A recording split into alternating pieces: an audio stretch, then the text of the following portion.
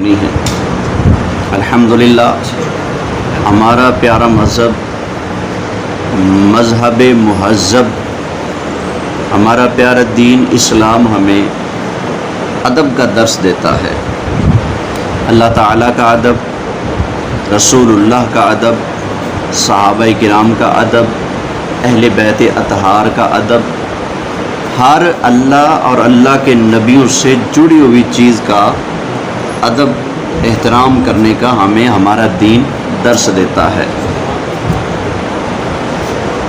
تو قرآن مجید، فرقان حمید یا مختلف پارے یا پھر کوئی قاعدہ یا پھر کوئی بھی بابرکت نام یا کوئی اسلامی تحریر اگر نیچے گری پڑی ہو اور اس کی بے ادبی ہو رہی ہو، تو جس مسلمان کو اس کا علم ہو جائے کہ یہ اللہ کا نام ہے، رسول اللہ کا نام ہے، یا مقدس نام ہے، یا قرآن کے لفظ ہیں، یا حدیث کے الفاظ ہیں، تو مسلمان کے اوپر فرض ہے کہ اس کو اٹھائے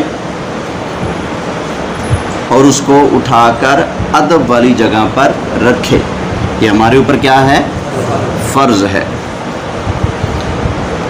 ایک اللہ کے ولی گزرے ہیں، پہلے شرابی تھے، حضرت بشر حافی رحمۃ اللہ علیہ۔ شراب کے نشے میں ایک مرتبہ دھت جا رہے تھے، تو راستے میں دیکھا کہ اللہ تعالیٰ کا نام نیچے پڑا ہوا ہے اور بے ادبی ہو رہی ہے، تو انہوں نے اس کو اٹھایا، صاف کیا اور اس کو خوشبو لگائی اور اس کو اونچی جگہ پر رکھا جہاں پر اس کی بے ادبی نہ ہو، اس کو محفوظ کیا۔ تو اللہ تعالیٰ نے ان کو پھر ولایت کا درجہ عطا فرما دیا۔ سمجھ آ گئی نا؟ اور آپ کو حافی کہا جاتا ہے۔ حافی کہتے ہیں جو ننگے پاؤں چلنے والا ہو، پاؤں میں جوتی نہیں پہنتے تھے۔ سمجھ آ گئی نا؟ تو پھر ان کا جانور اتنا ادب کرتے تھے کہ جس راستے سے آپ گزرتے تھے نا، ان راستوں پر کبھی بھی کسی جانور نے پیشاب پخانہ نہیں کیا۔ انہیں پتہ تھا کہ یہاں سے ایک ادب والے نے گزرنا ہے، تو ادب کرنے والے کی بے ادبی نہ کرے۔ تو ادب والوں کی بے ادبی جانور بھی نہیں کرتے۔ سمجھ آ گئی نا؟ ادب والوں کی بے ادبی جانور بھی نہیں کرتے۔ تو جو ادب والوں کی بے ادبی کرتے ہیں انہیں ذرا سوچ لینا چاہیے کہ ہم کس کھاتے میں ہیں پھر۔ تو ایک مرتبہ کسی نے دیکھا کہ کوئی جانور راستے میں پیشاب کر رہا ہے، تو وہ سمجھ گیا کہ اللہ کے ولی حضرت بشر حافی کا انتقال ہو چکا ہے۔ وہ جب تک حیات رہے کسی جانور نے کبھی بھی راستے میں پیشاب نہیں کیا۔ ان کو یہ درجہ مرتبہ اس لیے ملا کہ انہوں نے اللہ کے نام کا، اللہ کے کلام کا ادب کیا ہے۔ تو ہمارے اوپر فرض ہے کہ اللہ کے کلام کی اگر توہین ہوتی دیکھیں یا دیکھیں بے ادبی والی جگہ پر پڑا ہے، نیچے پڑا ہے، تو جو آدمی اس کو نہ اٹھائے وہ مسلمان نہیں رہتا۔ جس کو علم ہو جائے کہ یہ اللہ کا کلام ہے، یہ حدیث رسول ہے، مقدس نام ہے، اور اس کو ترک کر دے، نہ اٹھائے، نہیں کوئی ضروری نہیں، وہ بندہ مسلمان نہیں رہتا، کیونکہ اس نے یہ سمجھا کہ کوئی ضروری نہیں، اس کا مطلب ہے اللہ کے نام کا، اللہ کے کلام کا ادب کوئی ضروری نہیں۔ تو یہی تو کفر ہے نا۔ سمجھ آ گئی نا؟ تو مقدس اوراق کو، قرآن کے الفاظ ہوں، مقدس نام ہوں، احادیث مبارکہ ہوں، قرآن کے اوراق ہوں، شہید شدہ قرآن کریم کے نسخے ہوں، ان کو محفوظ کرنے کے طریقے ہیں۔ ایک طریقہ تو یہ ہے کہ ان کو ایک جگہ جمع کر لیا جائے۔ جب کافی سارے جمع ہو جائیں تو زمین میں ایسی جگہ گڑھا بنا کر جہاں پر لوگوں کی آمد و رفت نہ ہو، سمجھ آ گئی نا، راستے میں نہ ہو، اگر قبرستان میں بھی دفن کریں تو ایسی جگہ جہاں پر کسی کے قدم نہ پڑیں، بے ادبی نہ ہو سکے، تو ایسی جگہ جہاں پر لوگوں کی آمد و رفت نہ ہو، ان کو صاف ستھرے کپڑے میں لپیٹ کر زمین کے اندر بڑے ادب اور احترام کے ساتھ دفن کر دیا جائے۔ ایک طریقہ یہ ہے اوراق مقدسہ کو محفوظ کرنے کا۔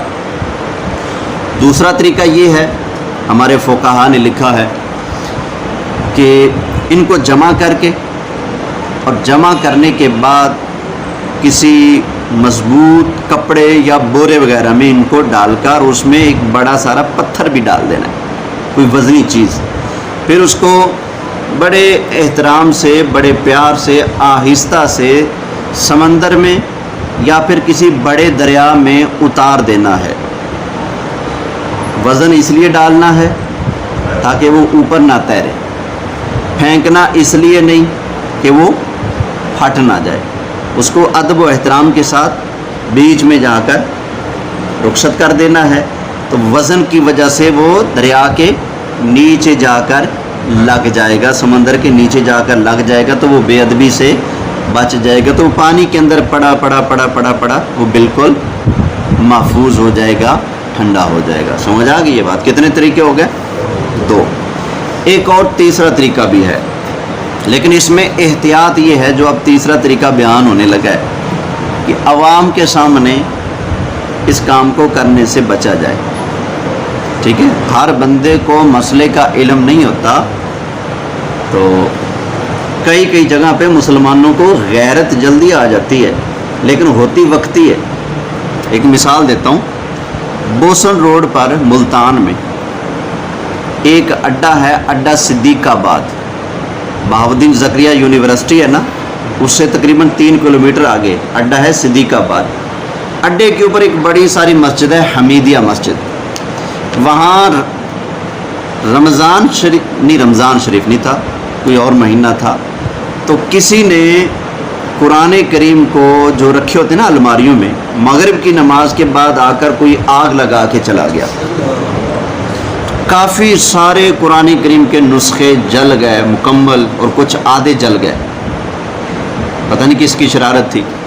تو لوگ اکٹھے ہو گئے غصے کے اندر، پکڑو مارو، کون ہے پکڑو۔ اچھا جی، مغرب کے بعد یہ کام ہوا تھا نا، لوگ جیسے نماز پڑھ کے گئے، پیچھے سے کسی نے یہ کام کر دیا۔ تو جیسے جیسے اب بات پھیلی کہ مسجد میں قرآن کریم کو آگ لگا دی گئی، سارے علاقے بھر کے لوگ مسجد میں جمع ہو گئے۔ سب کو غصہ چڑھا ہوا ہے، کون ہے کافر، کون ہے بے ایمان جس نے قرآن پاک کی بے عزتی کر دی، قرآن کریم کو جلا دیا۔ تو لوگ جمع ہوتے گئے، روڈ کے اوپر مسجد ہے، مسافر بھی رکتے گئے، بہت بڑی مسجد ہے۔ تو مسجد کا اندر، مسجد کا برآمدہ اور مسجد کا حال، یہ لوگوں کے ہجوم سے بھر گیا۔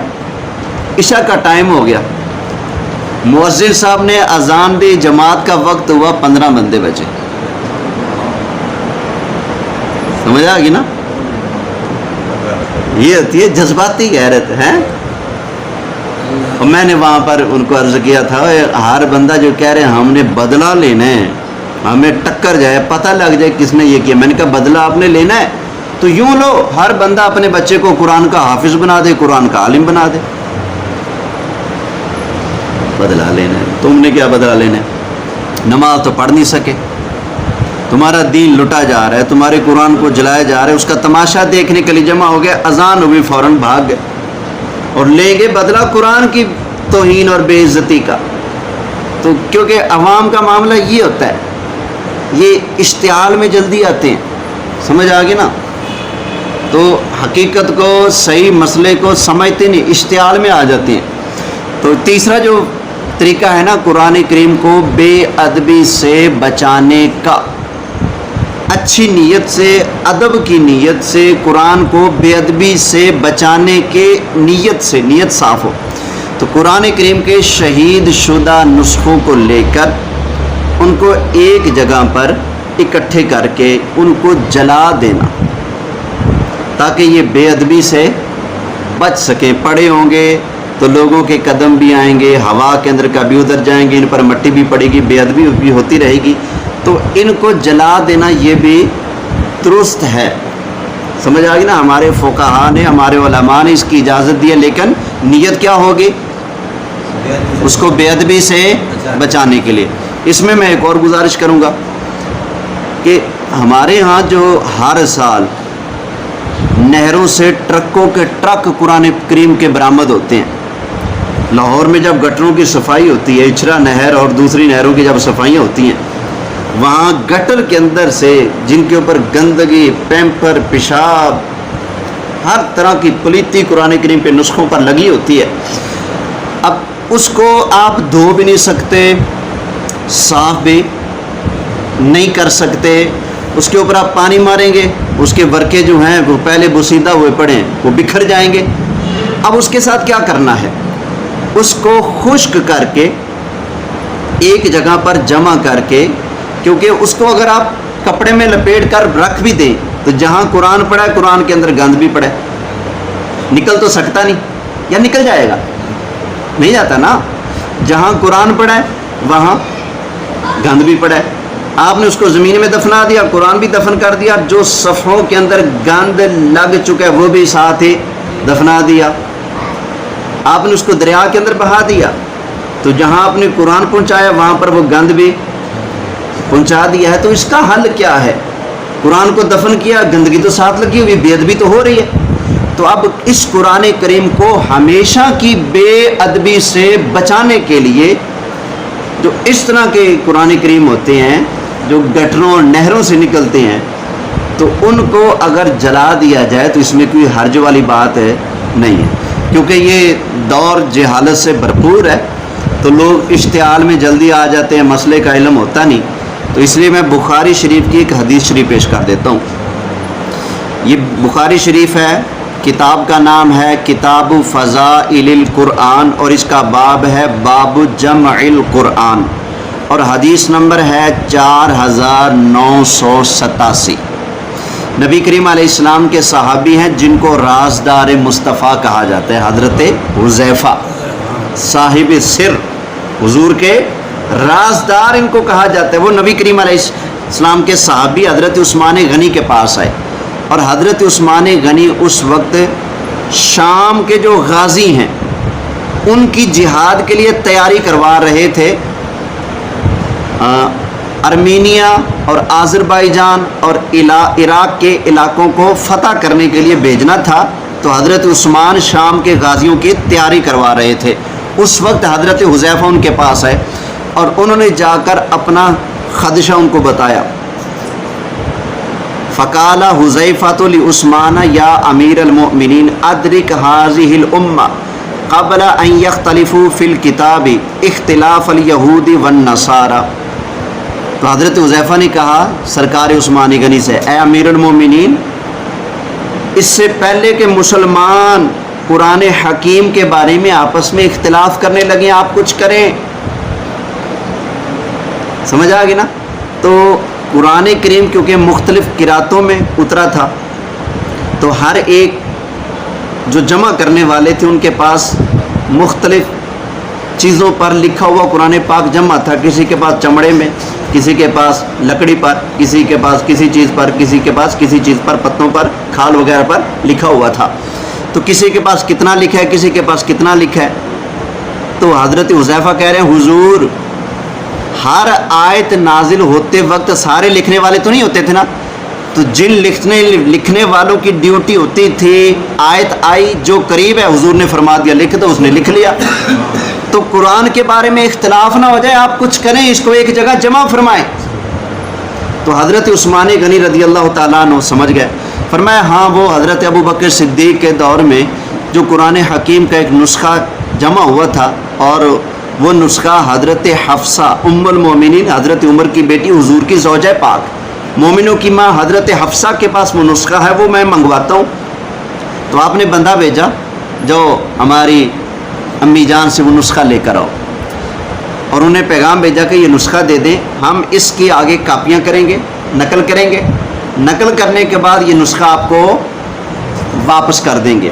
تو حضرت عثمان غنی رضی اللہ تعالیٰ عنہ کا پیغام گیا، ام المومنین نے وہ نسخہ ان کو دیا، حضرت حفصہ نے۔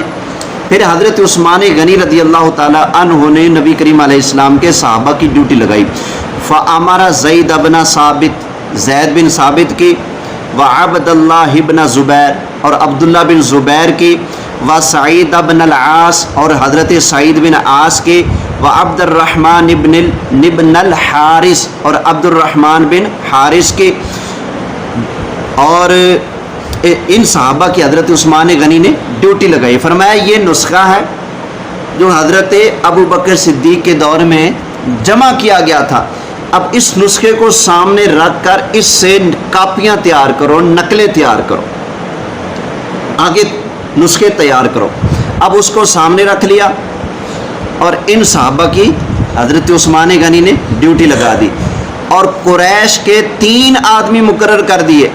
فرمایا اگر زید بن ثابت انصاری ان کے قرات میں اور قریش کی قرات میں اگر کہیں اختلاف ہو, کیونکہ قرآن قریش کی لہجے میں نازل ہوا ہے, تو جہاں پر اختلاف ہو وہاں قریش کے لہجے کے مطابق اس لفظ کو تم نے تحریر کر دینا ہے.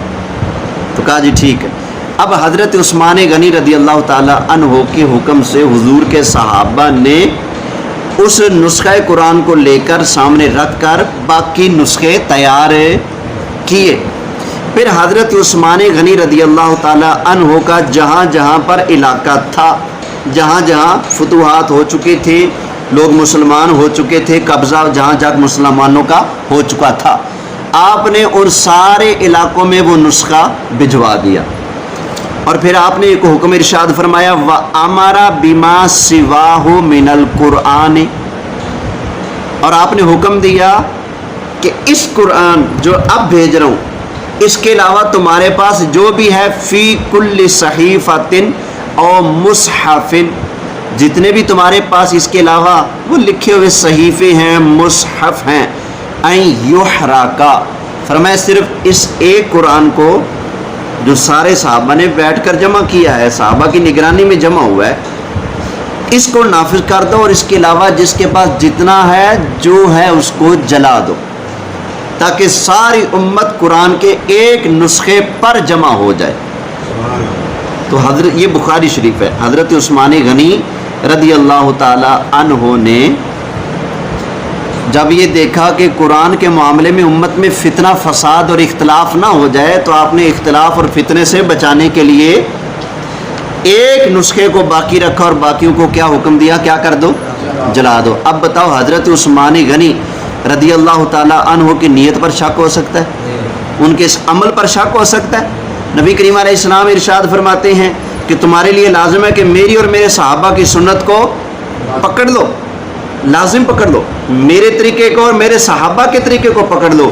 تو آج اگر کوئی مسلمان قرآن کریم کو محفوظ کرنے کی نیت سے بے ادبی کا شائبہ نہ ہو, اب بتاؤ جو مسلمان اپنے کاروبار چھوڑ کے, کام چھوڑ کے, دیہاری چھوڑ کے, ٹھیک ہے نا, اپنا گھر بار چھوڑ کے گٹر کے اندر گھس کر اپنے کپڑے گندے کر رہے, اپنے ہاتھ گندے کر رہے ہیں, اور قرآن کریم کے نسخے کو گندگی والی جگہ سے اٹھا کر چومتا ہے, کسی سے 1 ٹکے کا نذرانہ نہیں لے رہا, کسی سے فیس نہیں لے رہا, اور اس کی زبان پر یہ ہے اٹھاؤ نام رب دا ہوئے کام سب دا, یعنی اللہ کے نام کا ادب کرو, درس بھی یہ دے رہا ہے. اب وہ اگر بندہ ایسے قرآن کے نسخوں کو جن پر اتنی نجاست لگ چکی ہے, جن کو اتارنا ممکن نہیں, اب محفوظ کرنے کے لیے, ہمیشہ کی بے ادبی سے بچانے کے لیے اگر ان قرآن کے نسخوں کو جلاتا ہے تو اس میں کوئی حرج والی بات بولیے نہیں ہے. اب جو خود اٹھا نہیں سکتے, خود اٹھانا نہیں ہے, خود اس معاملے میں کام کرنا نہیں. اب کئی ہمارے مسلمانوں نے یہ کام شروع کیا ہوا ہے کہ جو مسلمان ہمارے نہروں کے اندر سے, گٹروں کے اندر سے, نالوں کے اندر سے ٹرکوں کے ٹرک قرآن پاک اتنی محنت اور مشقت اور بدبو برداشت کر کے نکالتے ہیں, اور اس کو ہمیشہ کی بے ادبی سے بچانے کے لیے جلا دیتے ہیں, اور جلاتے بھی لوگوں کی نظروں سے سائڈ پہ ہو کر ہے, ٹھیک ہے نا. اور یہ مسئلہ بھی ٹھیک ہے, ایسا کرنا بھی جائز ہے, نیت اگر ٹھیک ہو ایسا کر دیتے ہیں. اب اللہ کے بندوں اگر ان کا ساتھ نہیں دے سکتے تو کم از کم ڈانگے تو نہ مارو, تو جو ان کے خلاف پرچے کٹا دیتے ہیں. تو نیت کا بڑا عمل دخل ہے. بخاری شریف کی یہ حدیث میں نے آپ کو سنائی ہے. اب بخاری شریف کی سب سے پہلی حدیث سن لیں. نبی کریم علیہ السلام نے ارشاد فرمایا انما الاعمال بالنیات, فرمایا کہ اعمال کا دار و مدار نیتوں پر ہے. مسجد کے دروازے کے آگے وہ کسی نے گاڑ دیا تھا نا، وہ قلعہ لکڑ گاڑ دی تھی. کیوں جی کیوں گاڑا؟ کہا اس لیے کہ مسافر آتے ہیں، سواریاں باندھنے کی جگہ نہیں ہوتی، انہیں ڈر ہوتا ہے نماز میں ایاک نعبد و ایاک نستعین، گھوڑا نہ بھاگ جائے، اونٹ نہ بھاگ جائے. تو جب انہیں پتہ ہوگا باہر باندھ کے آئے ہوں تو نماز تسلی سے پڑھیں گے، تو اس لیے میں نے گاڑا ہے. دوسرا آ کر اس کو اکھاڑ کے پھینک دیتا ہے، وہ تو نے کیوں کیا؟ اس نے کہا میں نے سوچا کوئی بیچارہ جا رہا ہو، ٹھوکر لگے گر نہ جائے. اب بتاؤ دونوں اپنی اپنی جگہ ٹھیک ہے کہ نہیں؟ بولیے ٹھیک ہے. تو اب جو بندہ گاڑ رہا ہے وہ بھی ٹھیک ہے کیونکہ اس کی نیت میں فطور نہیں ہے، نیت اس کی ٹھیک ہے. اور جو اٹھا رہا ہے پھینک رہا ہے اس کی نیت میں بھی فطور نہیں، نیت ہے ٹھیک ہے. لہذا دونوں اپنی اپنی نیت کے مطابق ثواب پائیں گے. قرآن کریم کو جلانا اگر بے ادبی سے ہو تو اس کے کافر بننے کے لیے ضروری نہیں کہ جلائے، صرف سوچے گا تو کافر بن جائے گا. صرف سوچے توہین کے ارادے سے کہ قرآن کو جلاؤں گا موقع ملے، اب یہ سوچتے ہی کافر ہو گیا کیونکہ اس کا عقیدہ ایسا بن چکا ہے، اس عقیدے پر عمل بعد میں کرے گا. جیسے عقیدے میں گڑبڑ آتی ہے کام خراب ہو جاتا ہے.